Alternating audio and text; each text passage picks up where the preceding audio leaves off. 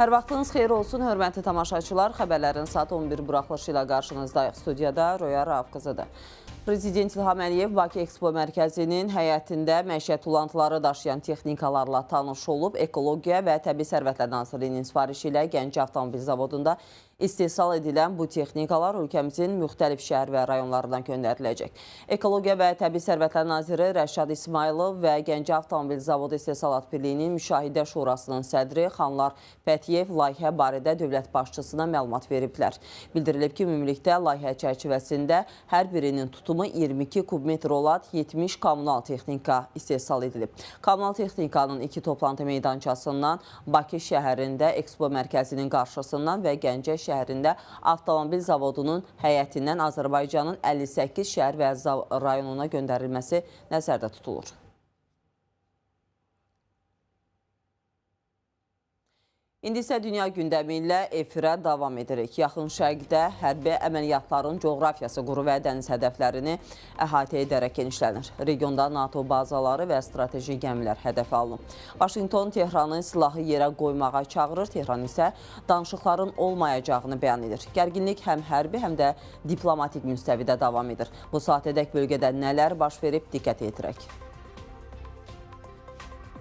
İslam Respublikası İraqın Bağdad Beynəlxalq Hava Limanı yaxınlığındakı NATO'nun Viktoriya bazasına hücum edib. İran Dövlət Televiziya və Radio şirkətinin verdiyi xəbərə görə hücum nəticəsində Amerikanın Palmjet təyyarəsi vurulub və uçuş enmə zolağına zərər dəyib. İslam İnqilabı Keşikçiləri Korpusunun mətbuat xidmətinin məlumatına əsasən bazaya 3 kamikaze dron hücumu həyata keçirilib. Quru hədəfləri ilə yanaşı İran dənizdə də hücumlarını intensivləşdirib. Sepahın digər açıqlamasında diqqətə çatdırılıb ki, ABŞ hərbi dəniz qüvvələri Abraham Lincoln təyyarə daşıyan gəmisi İranın 4 balistik raket atmasından sonra dislokasiya zonasından uzaqlaşıb. Mətbuat xidməti gəminin Hind-okeanına doğru hərəkət etdiyini açıqlayıb. Öz növbəsində ABŞ Mərkəzi Komandanlığı Amerika təyyarə daşıyan gəmisinin atəşə tutulduğunu, lakin İran raketləri ilə vurulmadığını bildirib. Hava məkanında da hərbi aktivlik var. Bölgədə gərginliyin başlamasından bəri Birləşmiş Ərəb Əmirliklərinin hava hücumundan müdafiə qüvvələri İslam Respublikasından atılan 500-dən çox pilotsuz uçuş aparatını məhv edib. Məlumatı Birləşmiş Ərəb Əmirliklərinin Müdafiə Nazirliyi verib. İranın hücumları başlayandan bəri hava hücumundan müdafiə bölmələri 541 dron aşkar edib ki, onlardan 506-sı məhv edilib, 35-i isə dənizə düşüb, deyə Hərbi Nazirliyin açıqlamasında qeyd olunub. Qurum həmçinin İranın 165 balistik raketinin müəyyən edildiyini və onlardan 152-sinin vurulduğunu, 13-ünün isə dənizə düşdüyünü bildirib. Hadisələr fonunda İran Baş Qərargah rəisi, İslam İnqilabı Keşikçiləri Korpusunun baş komandanı və Müdafiə Nazirinin ölümünü təsdiqləyib. Belə ki, ölkənin Xarici İşlər Nazirliyi, Sepahın baş komandanı General-Leytenant Məhəmməd Pakburun, Silahlı Qüvvələrin Baş Qərargah rəisi General-Leytenant Əbdülrəhim Musəvinin, Müdafiə Naziri General-Leytenant Əziz Nəsirzadənin və Müdafiə Şurasının katibi Admiral Əli Şamxaninin vəfatı ilə bağlı başsağlığı verib.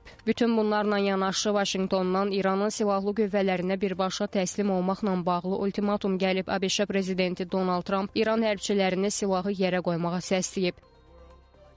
Bir daha Sepahı, İran hərbiçilərini və polisi silahı yerə qoymağa və tam toxunulmazlıq əldə etməyə çağırıram. Əks halda onları qaçılmaz ölüm gözləyir. Döyüş əməliyyatları məqsədə çatana qədər davam eləyəcək. İrandan da danışıqların olmayacağı yönündə açıqlamalar gəlib. İranın Ali Milli Təhlükəsizlik Şurasının katibi Əli Larijani Tehranın Vaşinqtonla danışıqları bərpa etməyəcəyini açıqlayıb. O, X sosial şəbəkəsindəki səhifəsində də bu barədə yazıb. Biz ABŞ ilə danışıqlar aparmayacağıq, deyə Larijani fikrini ifadə edib. Küveytdə isə Amerika qırıcı təyyarəsi qəzaya uğrayıb. Yerli mətbuat bu iddia ilə çıxış edib. Qeyd olunur ki, pilot katapult etməyə bacarıb. Təyyarənin hansı səbəbdən qəzaya uğradığı isə məlum deyil. Tasnim agentinin iddiasına əsasən qırıcını İran vurub.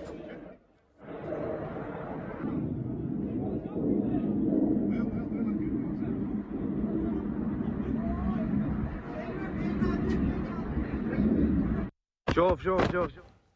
Amerika Birləşmiş Ştatları liderinin The New York Times qəzetinə müsahibəsi xüsusi diqqət çəkib. Belə ki, ölkə başçısı İranın gələcək lideri postu üçün 3 uyğun namizəd gördüyünü bildirib.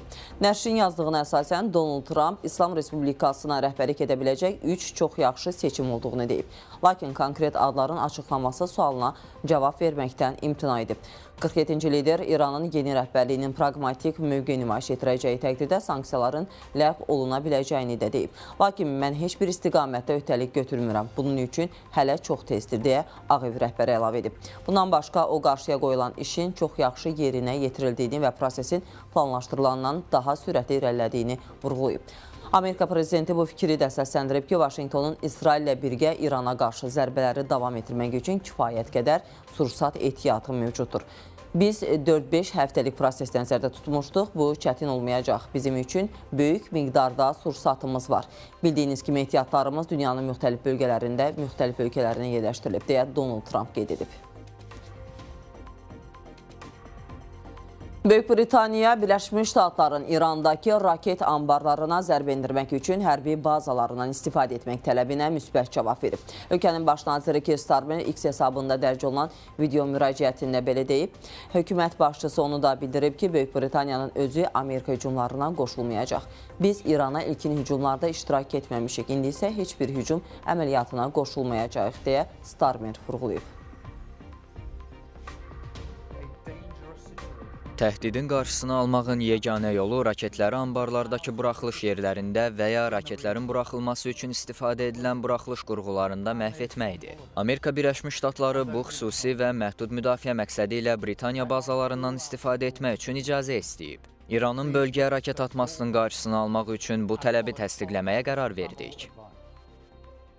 Almaniya, Fransa və Böyük Britaniya liderləri İranın yaxın şərqdəki müttəfiqlərinə qarşı hücumları dayandırmayacağı təqdirdə cavab xarakterli hərbi tədbirlərin mümkünlüyünü bəyan ediblər. Birgə açıqlamada tərəflər İranın düşünülməmiş hücumları dərhal dayandırmağa çağırıblar. Sənəddə vurğulanır ki, Berlin, Paris və London, Vaşinqton və Fars körfəzi regionundakı tərəfdaşlarla mümkün addımların koordinasiyası barədə razılığa gəliblər.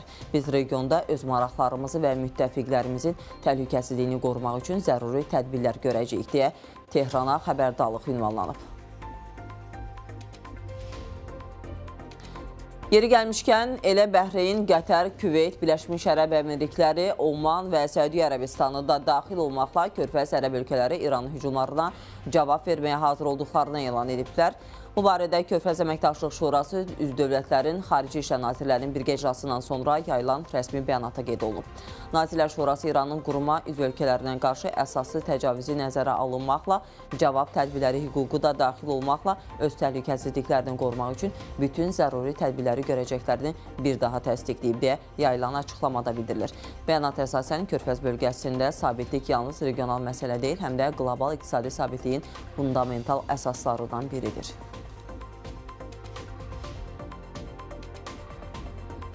Türkiyə prezidenti Avropa Komissiyasının prezidenti Ursula von der Leyen ilə telefon danışığında Ankaranın İran ətrafındakı münaqişənin həlli üçün sülh səylərini dəstəkləməyə hazır olduğunu deyib. Dövlət başçısı ofisinin yaydığı açıqlamaya əsasən Rəcəb Tayyip Ərdoğan münaqişənin həlli səyləri kontekstində Türkiyə ilə Avropa İttifaqı arasında sıx koordinasiyanın davam etdirilməsinin vacib olduğunu diqqətə çatdırıb. İrana hücum və sonraki eskalasiyanın müzakirə edildiyi telefon danışığında Ərdoğan bildirir ki, o bütün tərəfləri diplomatiyaya, danışıqlara qayıtmağa dəvət edir və sülh prosesinə hər tərəfli dəstək verməyə hazırdır. Türkiyə-İran sərhədində insanların keçidi qarşılıqlı şəkildə dayandırılıb. İnformasiyanı Türkiyə Ticarət Nazirliyi yayıb. Qeyd olunub ki, Ağrı, Gürbulaq, Van, Kapıköy və Hakkari, Əsəndərə sərhəd buraxılış məntəqələrində hər hansısa bir fövqəladə vəziyyət mövcud deyil. Hər üç gömrük buraxılış məntəqəsi üzrə İran tərəfi ilə ticarət yüklərin keçidi nəzarətli şəkildə davam edir. Həmçinin vurğulanıb ki, sözü gedən məntəqələrdə gündəlik sərnişin keçidləri qarşılıqlı olaraq dayandırılıb.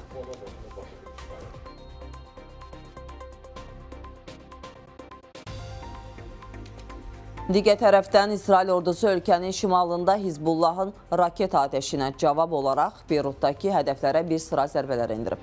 Müdafiə qüvvələrinin Telegram kanalında bununla bağlı açıqlama verilib. Bir müddət əvvəl İsrail Müdafiə qüvvələri Beyrut ərazisində yüksək vəzifəli Hizbullah üzvlərinə qarşı dəqiq zərbələr endirilib. Bundan əlavə qüvvələr Livanın cənubunda Hizbullah liderinə zərbə endirib deyə paylaşımda diqqətə çatdırılıb.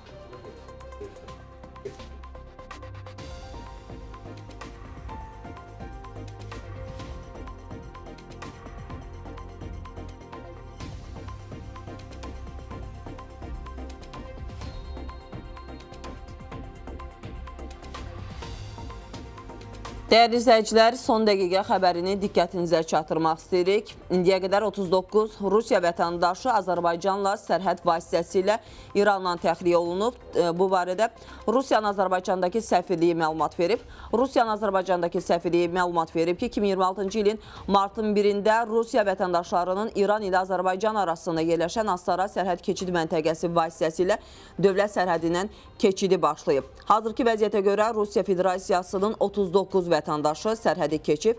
Rusiyanın Bakıdakı səfirliyinin əməkdaşları Azərbaycan hakimiyyəti ilə sıx əlaqələndirmə şəraitində həmvətənlərinə hərtərəfli dəstək göstərməkdə davam edir, deyə diplomatik nümayəndəliyin məlumatında qeyd olunub. Xatırladaq ki, fevralın 17-də Vaşinqton və Tehran arasında keçirilən nüvə danışıqlarının ikinci raundu irəliləyişsiz başa çatdıqdan sonra Birləşmiş Ştatlar İrana yaxın ərazilərdə mövcudluğunu artıraraq Avropa və yaxın şərqdəki bazalara 150-dən çox təyyarə yerləşdirib. Qeyd edək ki, fevralın 26-sında Cenevrədə İran və Birləşmiş Ştatlar arasında İranın nüvə proqramı ilə bağlı danışıqların 3-cü raundu keçirilib. Birləşmiş Ştatlar prezidenti Donald Trump administrasiyasında baş tutan görüş vəziyyətin diplomatik yolla tənzimlənməsi üçün son şans kimi qiymətləndirilirdi. Danışıqlarda konkret razılaşmalar əldə olunmayıb. Tehran uranın zənginləşdirilməsini dayandırmaqdan, nüvə obyektlərini demontaj etməkdən və nüvə proqramının inkişafına müddətsiz məhdudiyyətlər tətbiq etməkdən imtina edib. Fevralın 28-də səhər saatlarında İsrail və Birləşmiş Ştatlar İrana hərbi hava hücumlarına başlayıb. İsrail və Birləşmiş Ştatların 28 fevralda həyata keçirilən hərbi hava hücumlarında İranın ali lideri Ayətullah Seyyid Əli Xameneyi və onun ailə üzvləri ölüb. Eyni zamanda İran ordusunun baş qərargah rəisi general-mayor Əbdürrəhim Müsəvi, İran İslami İnqilabı Keşikçilər Korpusunun baş komandanı Məhəmməd Pakpur, İranın ali liderinin müşaviri və Müdafiə Şurasının katibi Əli Şamxani, Müdafiə naziri Əziz Nəsirzadə hava hücumları zamanı ölüblər.